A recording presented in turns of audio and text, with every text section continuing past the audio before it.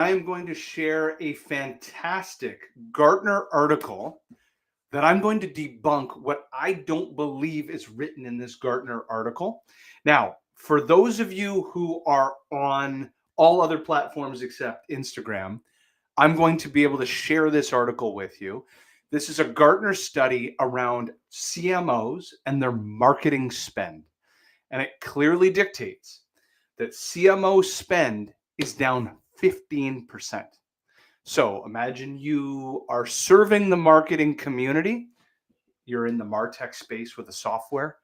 You are an agency. What you're feeling are budgets contracted. More importantly, you are the CMO. And for the first time in probably a long time, which marketing is really, really famous for not using zero-based budgeting, it's all about make sure you spend the marketing dollars that we have because the corporation is going to punt the units or the money that we spent last year. They're going to take the P&L statement, they're going to drag the cells over and ensure that the same amount of budget is available next year. Well, now 15% of that's taken out the door. Now, what they called this article, let me just share my screen so that those that are watching on LinkedIn as an example can see this. What you are seeing in this Gartner article is they call this the era of less.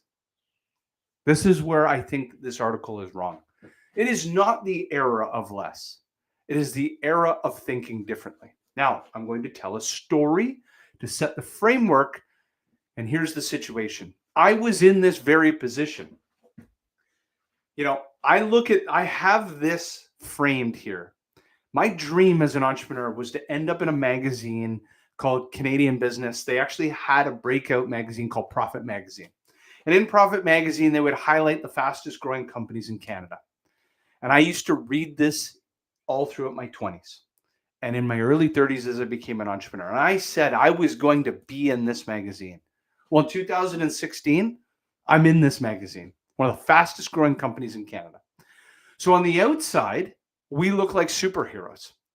And just like so many marketing departments, they spend to look big and bold and brash. Return on investment isn't always the first principle.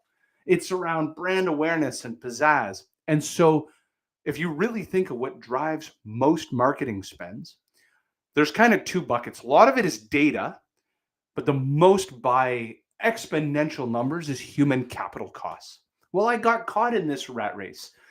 My marketing budget at Sales for Life, and this is an agency that did $3 million a year. We had an $800,000 a year marketing budget. So anyone that's listening that's ever owned an agency would do the back of the napkin math and say, that is an outrageous amount of sales and marketing contribution reinvestment. And it was. We were doing everything we could to be bigger and bolder and fight in fights that the biggest sales training companies in the world couldn't match. But that came at a cost. And that came with overspend. And our cost of customer acquisition to lifetime value ratio got way out of control. Our payback period went from a few months to like a year. So the unit economics weren't there. So long and the short is we had to do more with less, but I got really fortunate that I learned to do more differently. It's not that I had to do more with less. It's that I could look at the biggest single cost driver in my business, which was human capital. And I could be much more objective. First, using zero-based budgeting. Do I need that role? Yes or no? If I do need the role, can it be fractional or can it be full-time? And a lot of times, it's called the cupboard theory.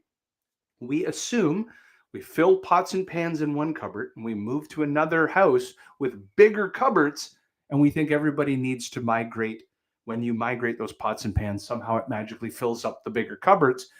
We think that everybody has to have full-time jobs and you give them a task. Your task is to fill stuff into this coffee mug. And miraculously, it takes all week to do that. And it's because of the cupboard theory, we naturally spread things out to get things done. But when you create constraints, it's amazing how much you can get done in shorter periods of time. So first, in zero-based budgeting, do I even need somebody? And if I do I need them full-time or can I do it fractionally? But number two, I opened my mind to the idea, do they need to live in Toronto or could they live in Toledo? Well, if they could live in Toledo, could they live in Taipei? Could they live in anywhere in the world? And now my human capital optionality grew dramatically. Instead of paying somebody $5,000 a month to post on social media, I could pay somebody $500 a month to do the exact same job at the exact same speed, at the exact same rate, and the exact same quality. Well, now I had $4,500 extra to play with in cash. But if I'm a 20% EBITDA business, what's 4,500 times 5? And that's the, let's just use round math, that's like 20 some thousand dollars. That's 20 some thousand dollars I don't need to go chase revenue wise to achieve the same profit. So now my budgets I can do a lot more even as my budgets shrink. I can actually redeploy the lack of 15% that has been given to me as the CMO. I can now actually do more projects because my marketing support costs are now 5 to 10 times less than they used to be. I can actually have a bigger team working on more initiatives, launching more campaigns than I've ever done before. Oh, I don't have a podcast. Oh, I've never done live streaming. Oh, I've never done live events. But now I have the ability to hire marketing support talent that can actually kick off projects faster and cheaper than I was doing it before. And so the whole point of this article, as you see this, is yes, the average CMO is looking at this and saying, oh my God, for the first time ever, they're not punting my P&L statement over. They're doing some form of zero-based budgeting internally, and they've cut my budget. This is your opportunity to unlock a reality that even with 15% less, you could do 3, 5, and 10 times more. But what that requires, first, is a mindset shift. You have to understand that the biggest cost driver in your business and your marketing team is human beings. And not every task that the human beings are doing are worth $500 an hour value creation. You need to separate strategy from tactics. Those that are doing tactics, now we move to skill set. And skill set is there are those that can do the tactics while you focus on the strategy. Pay the $500 an hour to do strategy work. Pay the $5 an hour to do the tactical work. And now all of a sudden, you have more money to do more campaigns and initiatives than you ever thought before. So I'm going to share this article in the live stream notes for everybody. I think it's really important for you to see this, that while, yes, your budgets in marketing are less than they were before, this unlocks an opportunity like it did for me in 2018 to think bold and differently, to think objectively for the first time ever and to say, if money doesn't rain from the sky and I have less of it, how do I use those constraints to actually do more? Because right now your competitors are pulling back. They are investing less. They're not doing as many videos and podcasts and live events and all these campaigns.